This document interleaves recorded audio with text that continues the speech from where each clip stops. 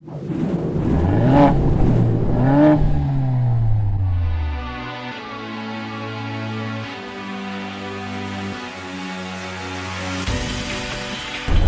know, I've been reviewing Lincolns long before Matthew McConaughey was doing Lincoln commercials. The notion that an A-lister movie star like Matthew McConaughey would actually drive a Lincoln for any other reason than getting paid bagfuls of money is pretty damn ridiculous. I think of all the car commercials I've seen in the last year, that may be the most ridiculous. Well, as you can imagine, we're in the 2015 Lincoln Navigator. The recently refreshed, restyled Lincoln Navigator, which, as you know by now, means it's got a new face, it's got a new ass, and it's got an updated interior.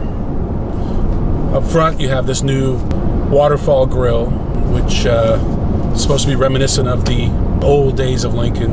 In the back, you've got LEDs that strewn across the width of the tailgate.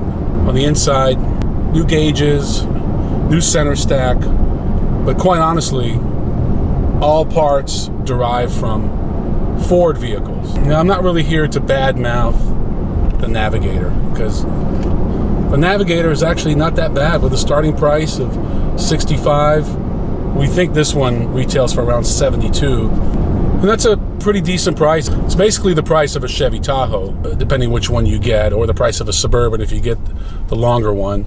They both seat 8. They're available in rear-wheel drive or 4x4. You do have some excitement under the hood. So they did away with the V8. They put in a 3.5-liter EcoBoost, but it's an EcoBoost on steroids. 380 horse and 460 pound-feet of torque. So those are definitely some impressive numbers. And it handles. I gotta tell you, this thing is pretty good. It's comfortable. It's big. It's roomy. It doesn't have the magnetic ride control of an Escalade, but it doesn't have a $90,000 MSRP of the Escalade. Back to this vehicle. Really enjoyed it. I put about 300 miles on it. You know, fuel economy, it's almost negligible. Average is about 16, 17. That's what all these big SUVs average. So can't even knock it for that. It's good. It's got nice, clear gauges. You know, sync is okay. Took forever to find the address, but it finally did find it. Transmission's fine. There really is nothing to complain about. I do like the engine, the fact that it's a V6 playing in a V8 world. I think it does a great job. It's comfortable, it's roomy.